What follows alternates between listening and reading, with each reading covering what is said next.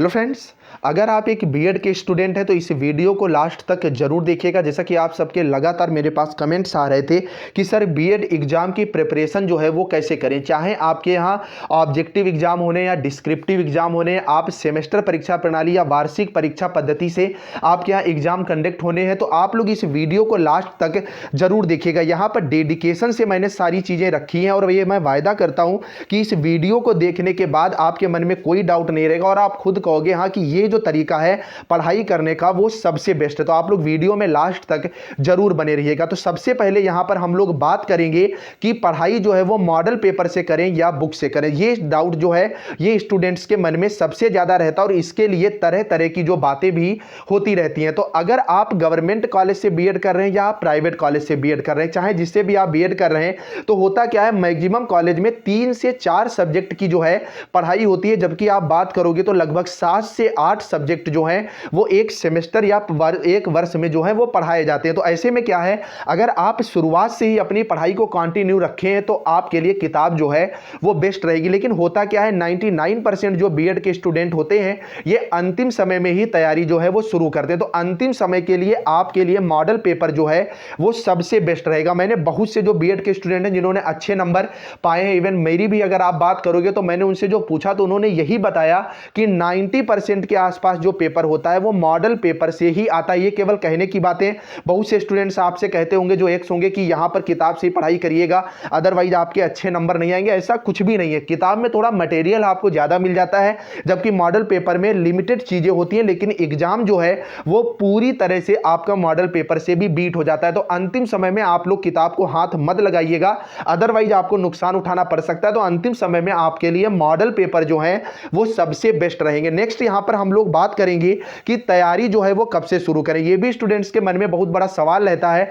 तो देखिए, आप अगर गवर्नमेंट कॉलेज से बीएड करें तो क्या होता है कि आपकी तैयारी कंटिन्यू चलती रहती है, लेकिन जो प्राइवेट कॉलेज के स्टूडेंट्स होते हैं तो मैक्सिमम स्टूडेंट कहीं ना कहीं वर्क कर रहे होते हैं या वो जो तैयारी है वो लास्ट में ही करते हैं। तो तैयारी करने के लिए 2 मंथ जो है वो पूरी तरह से सफिशियंट है, मतलब 60 डेज में आपकी जो है वो अच्छी खासी तैयारी जो हो जाएगी। अगर आप लोग कमेंट करोगे तो मैं डेडिकेशन से वीडियो उसका भी बना दूंगा कि 60 दिनों में कैसे तैयारी करें। और पिछले वर्ष मैंने भी अच्छे से जो तैयारी करी थी उसमें लगभग 1.5 महीने का जी उस समय जो है वो लगा था। इवन होता क्या है, बहुत से जो आपके स्टूडेंट होते हैं स्पेशली प्राइवेट कॉलेज के स्टूडेंट्स की बात करोगे तो वो इसके साथ साथ कॉम्पिटिटिव एग्जाम्स की भी जो तैयारी है वो करते हैं। कॉम्पिटिटिव एग्जाम के साथ साथ जो टेट होता है, आपका सीटेट होता है, सुपर टेट, इनकी भी तैयारी कंटिन्यू होती है। तो साल भर बीएड की पढ़ाई कोई नहीं करता है, तो इसके लिए आप अंतिम 60 दिनों में अपनी तैयारी शुरू कर दें। 60 से ज्यादा ही दिन हो जाए लेकिन 60 से कम दिन आपके में तैयारी का शेड्यूल आप लोग मत बनाइएगा। नेक्स्ट यहां पर हम लोग बात करेंगे कि नोट्स कैसे बनाएं। ये भैया सबसे बड़ा पॉइंट है और सक्सेस में सबसे बड़ा हाथ जो होता है वो नोट्स का होता है। तो सबसे पहले हम लोग बात करेंगे कि सिलेबस और एग्जाम पैटर्न जो है इसका आपको अच्छा खासा नॉलेज होना चाहिए। अगर आपको सिलेबस और एग्जाम पैटर्न नहीं पता है तो आप यहां नोट्स में मात जो है वो खा जाएंगे। तो सिलेबस और एग्जाम पैटर्न आपको अपनी यूनिवर्सिटी का पता ही होगा, अगर नहीं पता है तो डिस्क्रिप्शन में वीडियो की लिंक मैंने दे दी है, वहां से आप लोग देख लीजिएगा। तो होता क्या है, जब आप चाहे आप मॉडल पेपर ओपन करते हो या बुक ओपन करते हो तो आपको ये अच्छे ढंग से पता चल जाता है। प्रीवियस ईयर पेपर भी इसमें हेल्प करते हैं कि जो 30% आपका सिलेबस होता है इसमें से एग्जाम में लगभग 70% आता है। जो बाकी हुआ आपका 70% जो आपका सिलेबस बचता है उसमें से 30% आता है। जैसे आप फर्स्ट ईयर में बात करोगे कुछ टॉपिक हैं, जैसे आपका हुआ समावेशी शिक्षा हुआ, दूसरा आपका बाल मनोविज्ञान हुआ, तो इन टॉपिक से अच्छा खासा जो सिलेबस है आपका पूछ लिया जाता है। तो आपको क्या करना है, आपको 2 कॉपियां बनानी है। एक जो है उनमें डिफिनीशन मतलब परिभाषाएं आपको लिखनी है और जो दूसरी कॉपी है उनमें आपको जो सारा का सारा मैटर जो है वो लिखना है। तो परिभाषा को लेकर के सबसे बड़ा डाउट ये क्रिएट होता है कि इतनी सारी परिभाषाएं जो है वो हम कैसे प्रिपेयर करें। तो इस पर भी हम लोग आएंगे। तो सबसे पहले जो आपकी मोटी कॉपी एक बनेगी तो उसमें क्या करना है, उसमें आपको सारा एक क्रमवार सारे विषय लिखने कि किस तरह से आपको प्रिपेयर करने हैं। सबसे पहले वो चैप्टर जो आपको काफी ज्यादा इंपॉर्टेंट लग रहे हैं उनको प्रिपेयर करना है। उसके बाद धीरे धीरे जो आपके अनइंपॉर्टेंट चैप्टर हैं उन पर आना है। अनइंपॉर्टेंट फिलहाल कुछ भी नहीं होता है, हर चैप्टर से कुछ ना कुछ पूछा जरूर जाता है। अगर लॉन्ग नहीं पूछा जाएगा तो शॉर्ट आंसर जो है वो जरूर पूछा जाएगा। तो उसमें होता क्या, मान लीजिए आपने समावेशी शिक्षा टॉपिक पढ़ा तो उसके जो मेन पॉइंट हैं वो आपको मोटी वाली कॉपी पर लिख लेने। अब डिफिनीशन की बात आती है तो डिफिनीशन आपको एक टॉपिक से मैक्सिमम 2 याद करनी है। 2 से ज्यादा आप डिफिनीशन याद मत करिएगा वरना इतनी ज्यादा कंट्रोवर्सी हो जाएगी, आप खुद नहीं जान पाओगे कि यहाँ पर किसकी ये डिफिनीशन है। और अगर एग्जाम टाइम में क्या होता है कि मान लीजिए आपके माइंड से स्लिप हो जाए कि आपको डिफिनीशन याद नहीं रहेगी, ऐसे में क्या करना है, आपको डिफिनीशन लिख देनी है डबल ब्रैकेट इसमें इन्वर्टेड कॉमा में, लेकिन क्या है उसका नाम नहीं लिखना होता है। मान लीजिए आप गेट्स की कोई है डिफिनीशन, ठीक है, और आपने किया क्या, उसमें पियाजे की डिफिनीशन डाल दी, तो ऐसे में आपका जो क्वेश्चन है वो पूरी तरह से कट जाएगा। लेकिन करना क्या है, आपको एक डिफिनीशन एक टॉपिक में लिखनी जरूर है। तो नोट्स को लेकर के उम्मीद करता हूं कि आपका डाउट जो है वो पूरी तरह से क्लियर हो गया होगा, और जो भी टॉपिक पढ़े उसका नोट्स जरूर बनाएं, शॉर्ट नोट्स के बेस में बनाएं।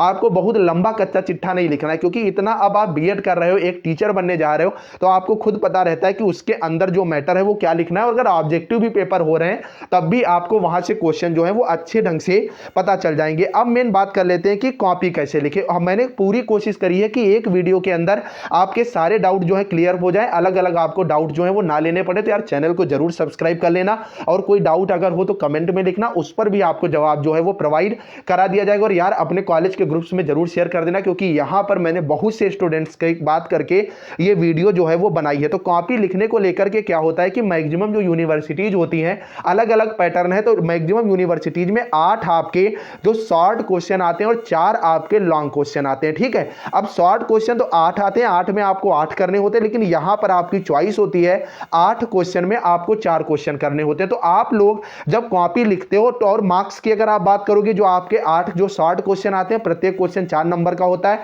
टोटल 32 नंबर हो जाते हैं। और जो आपके 4 लॉन्ग क्वेश्चन होते हैं तो 12 नंबर का एक क्वेश्चन होता है, टोटल 48 नंबर हो जाते हैं। इस तरह से 80 नंबर जो होते हैं आपके रिटन मार्क्स के होते हैं। तो होता क्या है, आपको जो फोकस करना है वो लॉन्ग क्वेश्चंस पर करना है। लॉन्ग क्वेश्चन पे फोकस करने से क्या होता है कि आपके शॉर्ट क्वेश्चन खुद ब खुद जो है वो तैयार हो जाएंगे। लॉन्ग क्वेश्चन को लेकर के आपको घबराना नहीं है। जो 8 क्वेश्चन आपके आएंगे वो आपके 8 चैप्टर से आएंगे। और बीएड में अगर आप बात करोगे तो इंपॉर्टेंट चैप्टर जो है वो 10 से 12 होते हैं। तो लॉन्ग क्वेश्चन अगर आपने सही से पढ़ाई करी है तो 100% आपका हो जाता है, और यहां पर अच्छे मार्क्स भी आपके बन जाते हैं। तो कॉपी लिखते टाइम आपको यह ध्यान रखना है कि 8 के 8 जो आपके शॉर्ट क्वेश्चन है इनको अटेम्प्ट करना है, और कम से कम जो आपका क्वेश्चन है वो 1.5 से 2 पेज का जरूर होना चाहिए।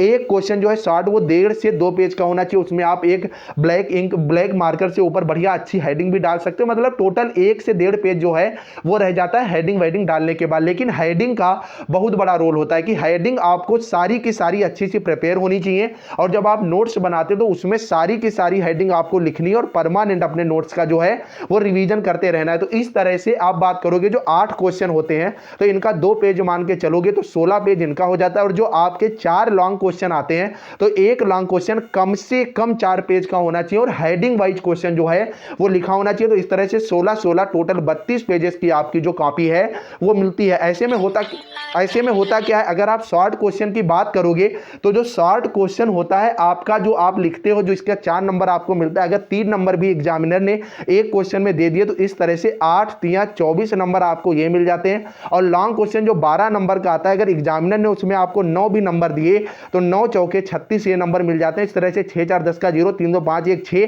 यहाँ पर 60 नंबर ये, और 20 नंबर एग्जाम, तो 80 नंबर आपके आसानी से आ सकते हैं अगर आपने एक कॉमन तरीके से भी तैयारी कर ली। नेक्स्ट बात आती है कि पढ़ाई जो है वो कैसे करें। तो अगर अंतिम समय में आप पढ़ाई कर रहे हैं तो यहां पर 3 से 4 घंटा आपको देना ही देना है। 3 से 4 घंटे में यह है कि आपको 2 घंटा जो है वो नया पढ़ना है, और 2 घंटे आपको कम से कम रिवीजन का टाइम देना है। अगर आप जो तैयारी है अंतिम 2 महीने में करने की सोच रहे हैं, अगर आप पहले से तैयारी कर रहे हैं तो आपको क्या करना है, जो शुरुआती दौर में अगर 1 घंटा आप परमानेंट तैयारी कर रहे हैं तो यहां पर अच्छी बात है। और साथ में भैया लिखने की प्रैक्टिस जरूर डालिएगा। आप कुछ भी लिख रहे हैं, अगर आप कॉम्पिटिटिव एग्जाम की प्रिपरेशन कर रहे हैं तो लिख रहे हैं, आप यहां पर बीएड एग्जाम की प्रिपरेशन कर रहे हैं तो लिख रहे हैं, मतलब आधा घंटा कम से कम आपको दिन में लिखना ही लिखना है। क्योंकि यहां पर जब आप 32 पेजेस लिखते हो तो यहां पर 32 पेजेस के लिए आपको समय जो है वो 3 घंटा ही मिलता है। लगभग 1 घंटे में आपको 11 पेजेस लिखने होते हैं, जबकि काफी ज्यादा पेजेस का जो है अमाउंट हो जाता है। मैक्सिमम स्टूडेंट वहां पर जो कोर्स है वो छोड़ करके ही जो है वो आते हैं। अब यहां पर बात आती है कि अच्छे नंबर क्यों जरूरी है। बहुत से स्टूडेंट सोचते हैं ट्रिपल सी की तरह की बीएड डिग्री हो गई 60-65% नंबर आ जाए बहुत बड़ी बात है, तो ऐसा कुछ भी नहीं भैया। आपको कम से कम टारगेट जो है वो 75% का करना चाहिए, और इस बार स्टूडेंट्स के 80% तक जो मार्क्स है वो आए, मतलब 80-85% तक मार्क्स आए, क्योंकि 10% जो आपका है, क्योंकि आपका टारगेट जो है वो टीचर बनना है। जब आपकी फाइनल मेरिट बनेगी तो वहां पर 10% नंबर जो है वो बीएड के जुड़ते हैं, और इसका अगर गुणांक आपका अच्छा नहीं हुआ ना तो इसकी वजह से भी आपका सिलेक्शन जो है वो रुक सकता है। तो आप लोगों को डेडिकेशन से अच्छे नंबर की जो तैयारी है वो करनी है। उम्मीद है आज की वीडियो आपको जरूर पसंद आई होगी, तो आप लोग कमेंट करके जरूर बताइएगा वीडियो कैसी लगी। कोई डाउट हो तो कमेंट बॉक्स में छोड़िएगा, और जाते जाते आप चैनल को जरूर सब्सक्राइब कर लेना, वीडियो को लाइक कर देना, और जरूर बताइएगा, बता जरूर दीजिएगा कि आपको वीडियो कैसी लगी, और इस वीडियो को शेयर कर दीजिएगा। Bye bye guys.